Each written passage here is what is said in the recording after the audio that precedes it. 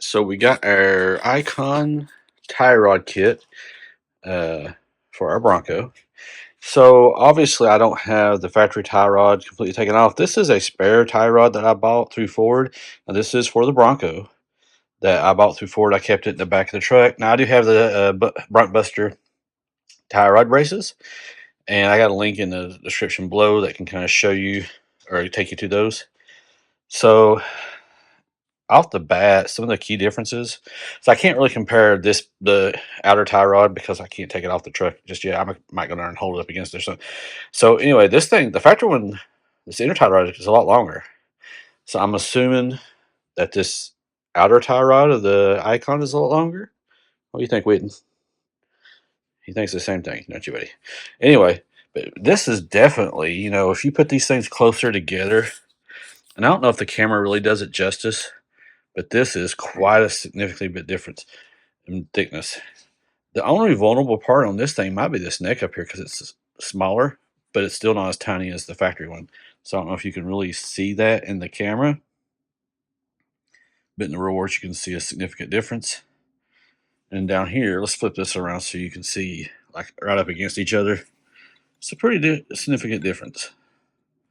Like I said, now whether these will be as strong as say the stock ones with the Bronc Buster on it or a sleeve, only time will tell. We'll see if people start breaking these.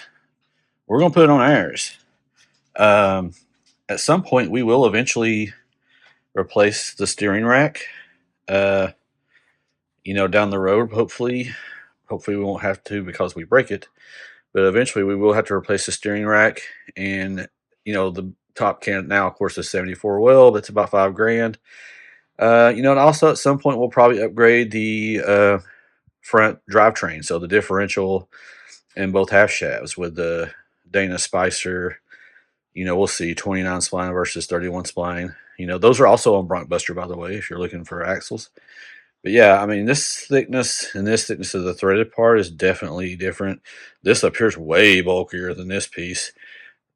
The two weakest links, I think, on both of these is this neck up here. But ironically, I don't think I've ever seen one of these break on a stock one. It's usually right in here. So maybe because it's so close up there, I don't know. But this is still thicker. So I'm pretty confident in that. I mean, of course, you could break anything if you try hard enough, I guess. But so we're having suspension put on here probably in a couple of weeks. We have the Radflow coilovers. So since I'm having to pay them to do that, I'm just going to wait and have them put these in at Attitude Performance. At the same time, they're putting the coilovers in.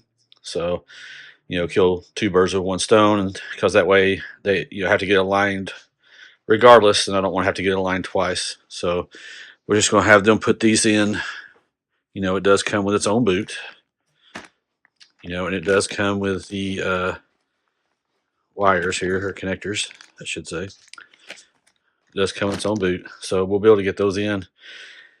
At the same time, save ourselves a little money over the long run. But anyway, I want to showcase these to you guys. I bought these through Sticker Fab. Like I said, they had a really good sale going on. I'll put a link to Sticker Fab below. You can get yours that way if you want to. Also, I have a 5% discount code with them, so maybe you could use that if they're not already on sale. So anyway, I want to show these to you guys, and before we get them slapped on.